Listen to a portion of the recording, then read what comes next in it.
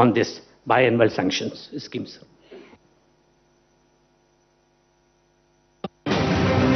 సంపద సృష్టి అంటే ఇది, ప్రజల వద్దకే పాలన అంటే ఇది, గుండె గుండెకు చేరువైన ప్రభుత్వం అంటే ఇది.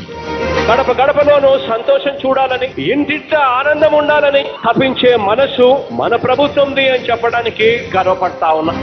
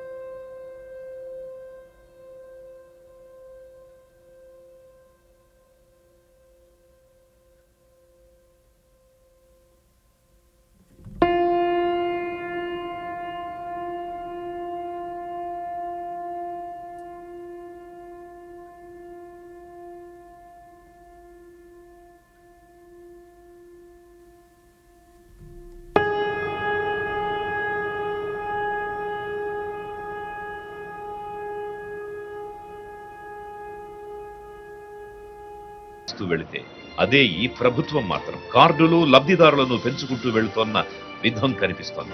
నవరత్న పథకాలు ఏవైనప్పటికీ టెక్నికల్ ఇష్యూస్ వల్ల మధ్యలో ఆగిపోయి డబ్బులు పడకుండా ఉన్న వాళ్ళకి మళ్ళా బయోనస్ శాంక్షన్ అనే దాంట్లో అప్లై చేసుకొని మళ్ళీ డబ్బులు రావటం అనేది నాకు చాలా సంతోషంగా ఉంది. డాక్యుమెంట్స్ అవన్నీ తీసుకొని ఇంటికి వచ్చి తిరిగి అవన్నీ చేసి వస్తాయమ్మా నీకేం పర్వాలేదు అని చెప్పి ధైర్యం ఇచ్చారు.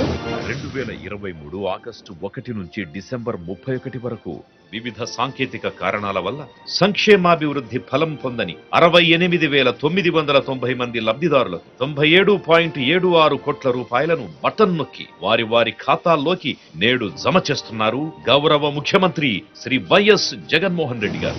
2021 డిసెంబర్ నుంచి అర్హులై ఉండి లబ్ధి పొందని వారిని గుర్తించి వారి కోసం ఈ 5 పర్యాయాలుగా వెచ్చించిన మొత్తం 1,744.76 కోట్లు.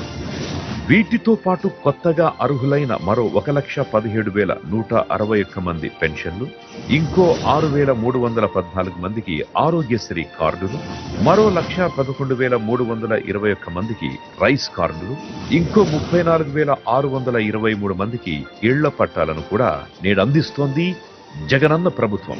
అధికారంలోకి వచ్చిన 55 నెలల్లోనే వివిధ సంక్షేమ పథకాల ద్వారా లంచాలకు వివక్షకు తావు లేకుండా డీబీటీ రూపంలో నేరుగా లబ్ధిదారులకు అందించిన ఆర్థిక సాయం 2,46,551 కోట్లు.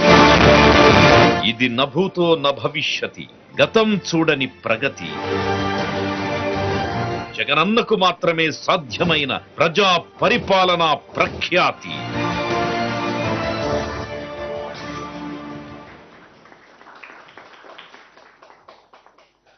సార్, ఇప్పుడు గవర్నమెంట్ మంత్రి వర్యులు సురేష్ గారిని